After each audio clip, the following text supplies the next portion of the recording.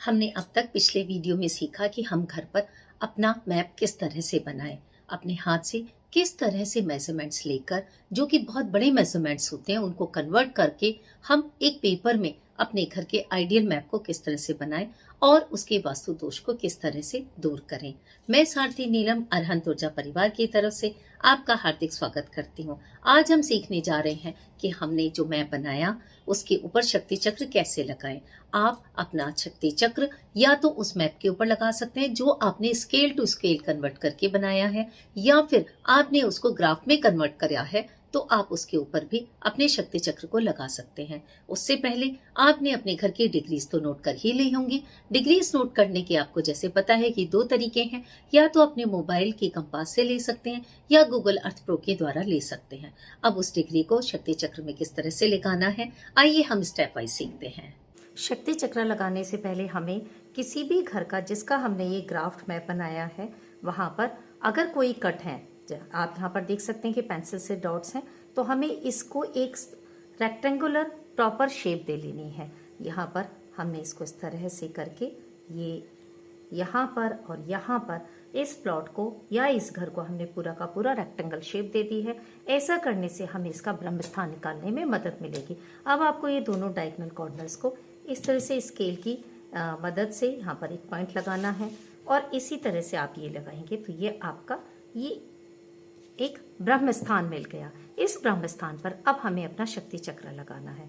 शक्ति चक्र लगाने के लिए आपके पास घर की एंट्रेंस होनी चाहिए। इस घर की मेन एंट्रेंस पर खड़े होकर हमने इस घर के लिए जो डिग्री आई है वो है ईस्ट 120 डिग्री। इस घर का अगर आप मैप ध्यान से देखेंगे तो इस घर में दो एंट्रेंस है। एक ये मेन रोड से आने वाली एंट्रेंस है जिससे कि इसमें घर में घुसते हैं, घर में बाहर जाने की तरफ यहाँ पर इस एंट्रेंस की डिग्री को लिया गया। अब जो दूसरी डिग्री है वो यहाँ से ली गई है, यहाँ से जो कि इनमें इस घर में आने के लिए ये दूसरी डिग्री है।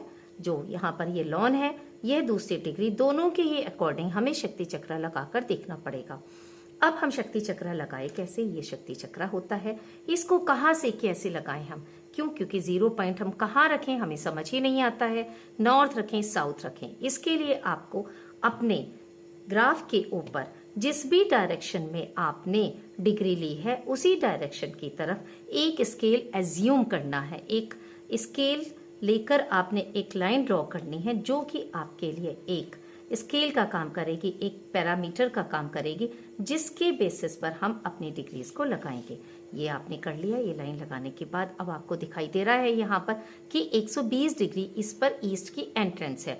अब ऐसा होने में हमें क्या करना है, हम अपने शक्ति चक्र का ये सेंटर पॉइंट है जो आपको दिख रहा है, सेंटर पॉइंट है। सेंटर पॉइंट को हम घुमाते हुए 120 डिग्री इस लाइन के साथ, जो कि हमने ये लाइन मार्क की हुई थी, इस पर हम लगा लेंगे इसको। अगर हम ये लाइन मार्क नहीं करते तो हम एक हो सकता है कि 120 डिग्री हम इधर मार्क कर लेते या हम 120 डिग्री इधर मार्क कर लेते। इसलिए लाइन बनाना बहुत जरूरी है। ये लाइन सिर्फ उसी दिशा में बनानी है जिस डायरेक्शन की तरफ आपने एंट्रेंस यानी डिग्री ली है।